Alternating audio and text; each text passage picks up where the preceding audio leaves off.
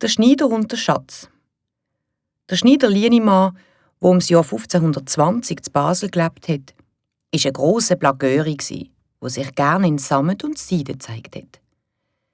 Es hat für ihn nichts Herrlicheres gegeben, als den jungen Mädchen schöne Augen zu machen und immer dort zu sein, wo es lustig zu und her geht. So ist er einmal zum Taufeessen übers Feld gegangen.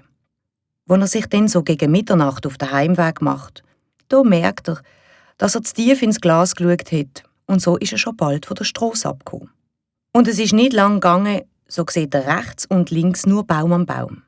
Hinter sich nichts als Dornen und Moorland und vor sich eine senkrechte Felswand mit einem Spalt, der gerade weit genug ist, um einen Mensch durchzulassen. Halt, denkt der Schneider.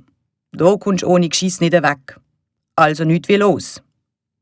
Und weil ihm der Taufwein überschüssigen Mut gegeben hat, ist er couragiert in die Höhle rein, ist drin umgetappt und hat ein Plätzchen gesucht, wo er sein Miethaupt hinlegen und die Nacht verbringen. Aber kaum hat er sich einigermaßen zurechtgefunden in der Höhle, da ist ihm ein Hund zwischen die Beine gefahren. Und der Schneider schlägt's gegen eine riesige Türe, die auf einmal aufspringt. Hui, ist das eine Pracht gsi. Was der Schneider jetzt vor sich gesehen hat ihn plötzlich nüchtern gemacht. Er ist da gestanden und hat mit offenem Maul in ein hell erleuchtetes Gemach hineingesehen. Keine Kerze, keine Lampe. Nein, das lauter Gold und Silber von der Wand und Tausende von eingelegten Edelsteinen haben die Finsternis in einen sonnenhellen Tag verwandelt. An der Wand sind kostbare Truhen mit Prunkgeschirr gestanden. Und mitten offene Kisten voller Goldmünzen, die nur so gefunkelt haben. Warum eigentlich nicht, sagt der Schneider zunächst, als er die ganze Herrlichkeit sieht. Aber es ist nicht lang gegangen, da ist aus einer Seitentür eine wunderschöne Jungfrau in den Saal gekommen, die ihn mit freundlicher Stimme willkommen geheissen hat. Da war der Schneider endlich wieder bei Verstand. Er ist ohne Umstände auf die Jungfrau zu und wollte ihren Gruß mit einem Schmutz erwidern. Aber die Jungfrau hat ihn so fixiert, dass er wie angenagelt stehen geblieben ist und sagt: «Ich habe dich schon lange erwartet, denn für dich habe ich alle Schätze, die du hier siehst, aufgespart. Aber du bekommst sie nur unter der Bedingung, dass du mich 3 Mal verschmutzen tust, ohne dass du dich auch nur ein bisschen bewegst.» «Oh, wer hat das nicht wollen?» hat der Schneider ausgerufen und spitzt sein Maul. Aber im gleichen Augenblick hat sich die Jungfrau in ein abscheuliches Krokodil verwandelt. Und war der Schneider nicht schon im Anlauf gsi, er hat den Schmutz allweg bleiben lassen.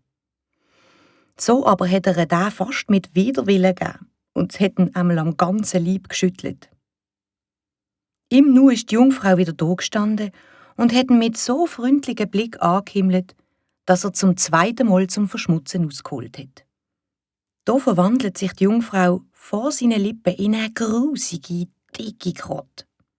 Das hat der Schneider wieder geschüttelt, aber er hat ihr trotzdem blindlings einen Schmutz aufs Grottenmaul gepfeffert. Und jetzt steht die Jungfrau wieder da und hat ihn noch lieber angelacht als das erste Mal, sodass er mit noch grösserem Mut auch noch den 3. Schmutz hinter sich bringen. Aber oh je! Das Mal hat der Schneider bis ins Mark hineingeschüttelt. Denn vor ihm ist ein kohlenschwarzer Geissbock mit langen Haaren gestanden, hat gemeckert und hat nur so anglotzt. Angst und Schrecken sind über ihn gekommen und er ist mit mächtigen Sätzen aus dem Saal und aus der Höhle rausgepfitzt. Dazu der Sturmwind blosen, dass ihm das Hören und Sehen vergangen ist. Todmüde ist er vor dem Felsen zusammengebrochen. Wenn er sich wieder aufgerafft hat, kann er das Loch in der Felswand nicht mehr finden. So ist er traurig davongeschlichen und hat das Leben lang nichts mehr hören von einem kohlenschwarzen Geissbock mit langen Haaren, ohne dass er fuchsteufelswild geworden wäre.